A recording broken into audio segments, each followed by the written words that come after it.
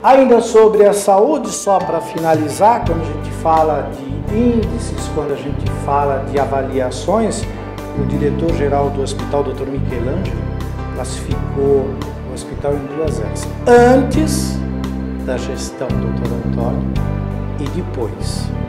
Claro que de uma forma positiva, o depois. Eu queria que o senhor falasse sobre essa avaliação de um homem renomado e que inclusive saiu de um jornal local. Na realidade, nós temos essa parceria com o hospital e investimos bastante.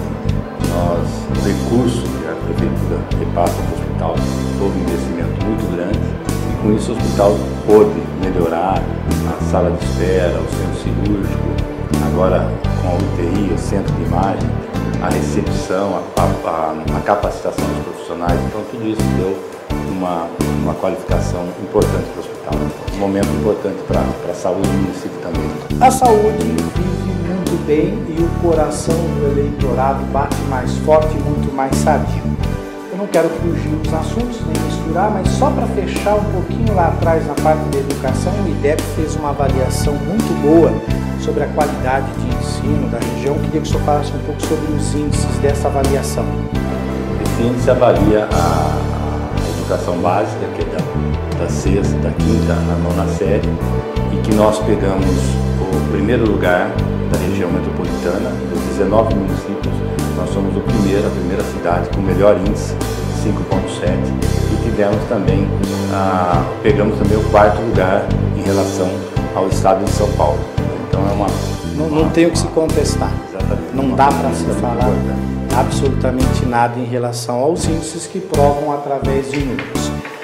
Claro que toda conversa tem aquela parte em que a gente deixa aquele momento mais tenso, assim como houve no debate, mas de uma forma desleal. Nós vamos tentar esclarecer aqui.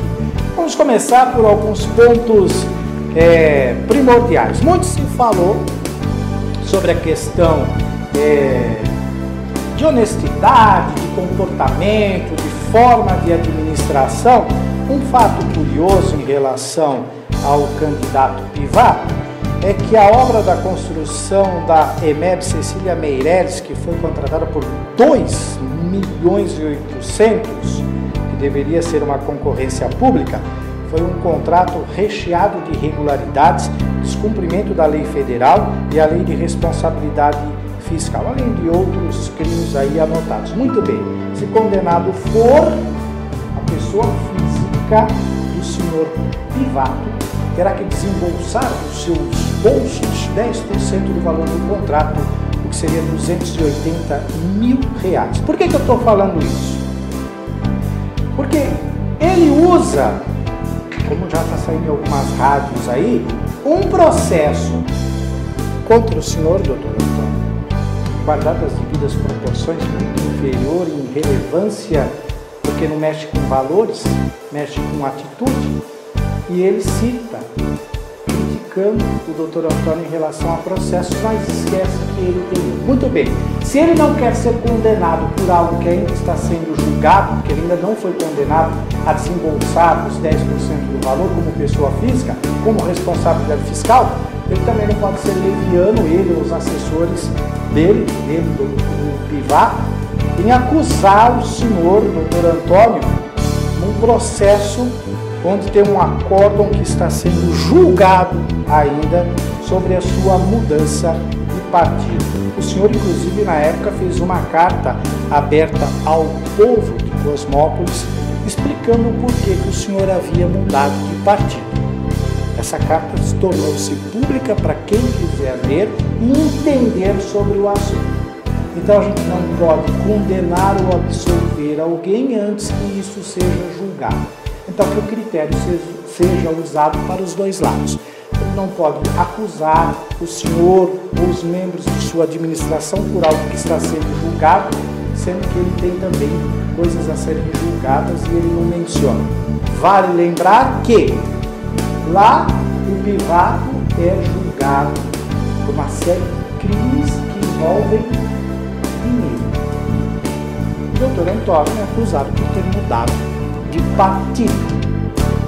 Aí o senhor deve analisar onde pesa mais o senhor eleitor, tá certo? Dizer que é casado há 25 anos, mora sempre aqui, fez isso, fez aquilo, é muito bonito para discurso. Vamos ver na prática como funciona.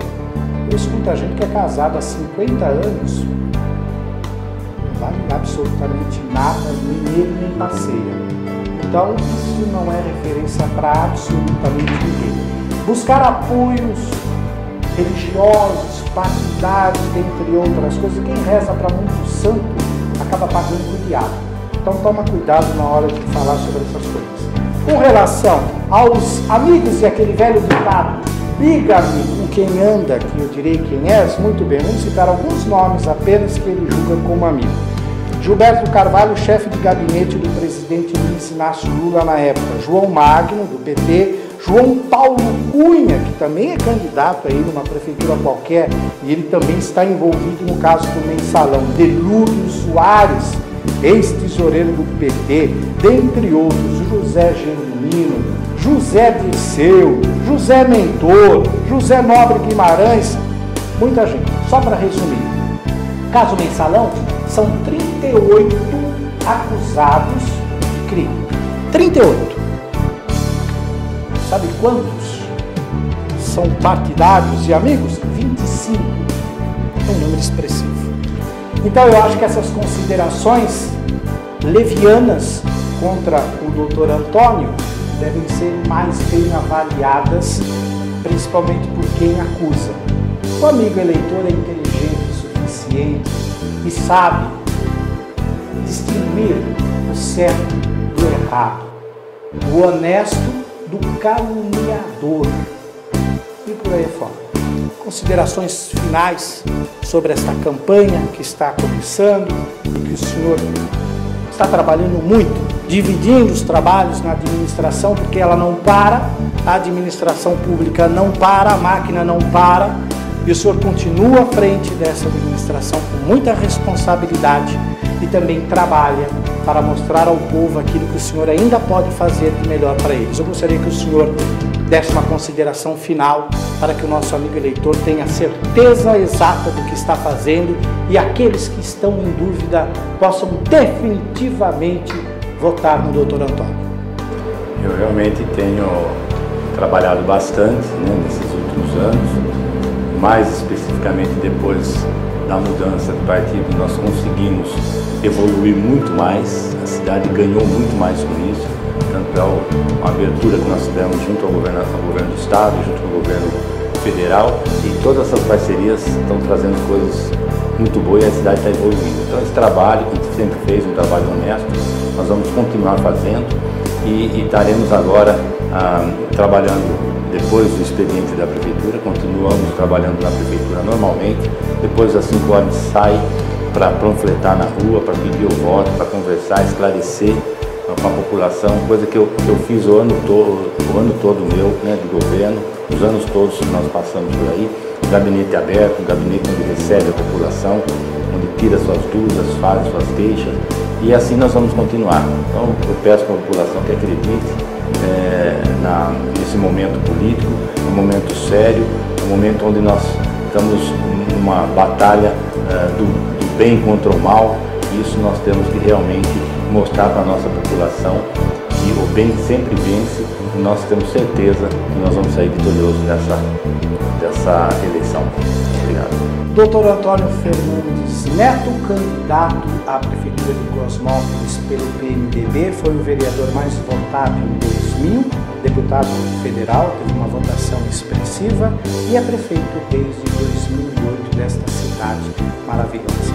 Eu conto com o seu voto, com um apoio expressivo para prefeito. Vamos votar no Dr. Antônio. 15 na cabeça. Eu apoio e eu conto com o seu voto.